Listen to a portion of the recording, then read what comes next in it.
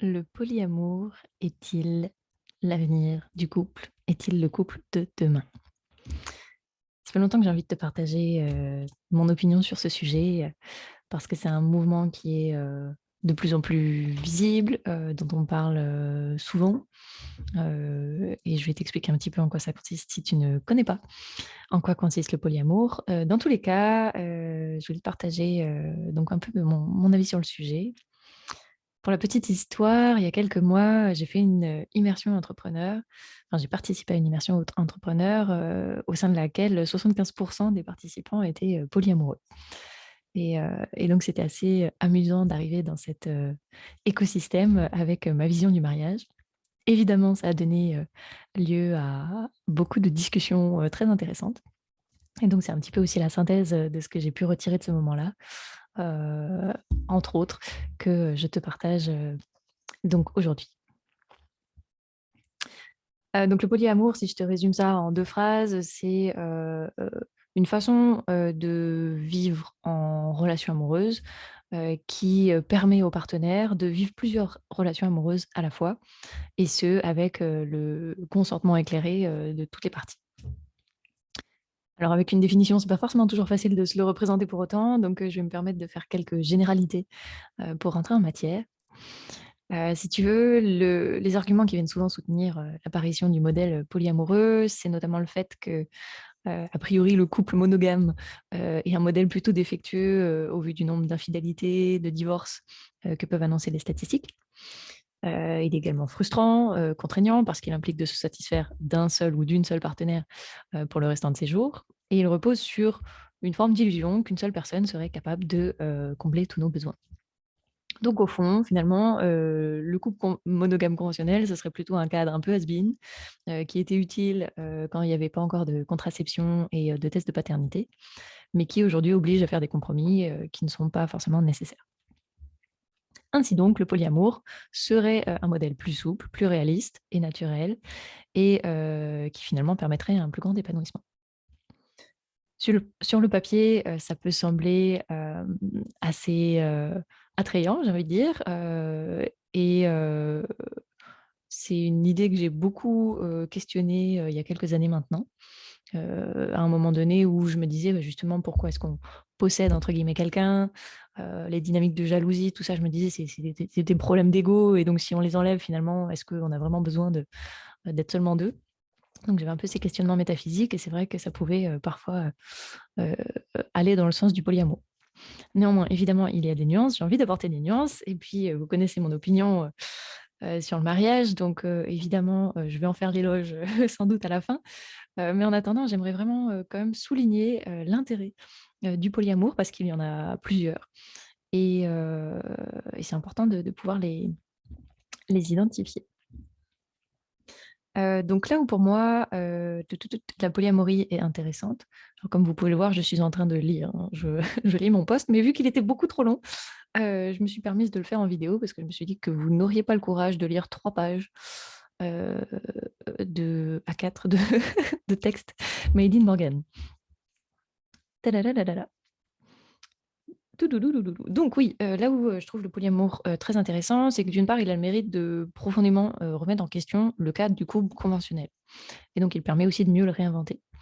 Parce qu'on va être honnête, jusqu'ici, quand on se mettait en couple, ça nous amenait plus ou moins par la force des choses à rentrer, dans 2 rôles un peu prédéfinis, à savoir, l'homme, bon pilier de famille, qui travaille et apporte la sécurité et puis, la femme, bonne mère au foyer qui s'occupe bien de ses enfants et bien de son mari et de cette manière pouvoir cultiver l'apparence d'un couple modèle, qui dure pour la vie même s'il s'ennuie à mourir.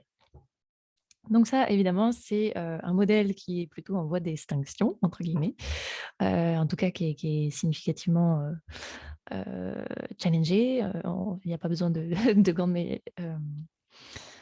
grandes explications, on le voit, tous autour de nous et tout simplement déjà parce qu'aujourd'hui la façon d'être un homme, la façon d'être une femme, voire même ni l'un ni l'autre, c'est plus une seule manière, mais plein de manières possibles et donc forcément si ça, c'est multifacette, la manière de rentrer en relation par conséquent, le devient également. Donc ça redistribue les cartes, ça met à jour le cadre, et ça permet de se reconnecter à sa vérité individuelle plutôt qu'à un fantasme collectif. Donc finalement, pour moi, ce que propose le polyamour, c'est déjà dans un premier temps que chaque humain et chaque relation s'autorise à créer ses propres règles plutôt que se conformer à une norme. Ensuite, le second intérêt que je vois, dans ce mouvement, c'est qu'il demande, de développer la capacité d'exprimer et d'écouter les besoins, les limites, les désirs, déjà de soi et des autres, et ce, avec, beaucoup plus d'authenticité que ce qu'on peut avoir l'habitude de faire. C'est un exercice qui est difficile, c'est une qualité qui est à mon sens très précieuse et qui est d'ailleurs souvent absente, dans les couples et qui est source de problèmes d'ailleurs parce qu'on considère que c'est, une aptitude qui est innée. Et d'ailleurs, je me permets de souligner que quand j'étais justement dans cette immersion entrepreneur, pleine de polyamoureux, ce que j'avais constaté, c'est que c'était, particulièrement agréable de passer une semaine, avec eux parce que non pas, que ce soit plus ambigu, ou autre, mais au contraire parce que tout était facile et clair dans les rapports. Il y avait moins de sous-entendus, il y avait moins de jeux de pouvoir, il y avait moins d'interprétations et les échanges, entre, chacun d'entre nous étaient très simples, sans jugement et francs. Et ça, c'était quelque chose que j'avais jamais vécu avec un tel niveau, dans d'autres circonstances. C'est vraiment l'endroit où je l'ai le plus vécu. Donc, ils étaient, un «bel exemple» entre guillemets, même si évidemment, c'était des personnes aussi qui étaient très impliquées dans cette démarche polyamoureuse. Ils avaient fait beaucoup de travail personnel pour «se le permettre» entre guillemets et donc c'est ce qui me permettait aussi ça. Quand on se déclare polyamoureux comme ça sans réfléchir et sans s'y préparer un minimum, ça peut faire mal, et ça peut, être compliqué humainement parce que justement on n'a pas les outils et on n'a pas cette aptitude à, être authentique de façon fluide. Bref.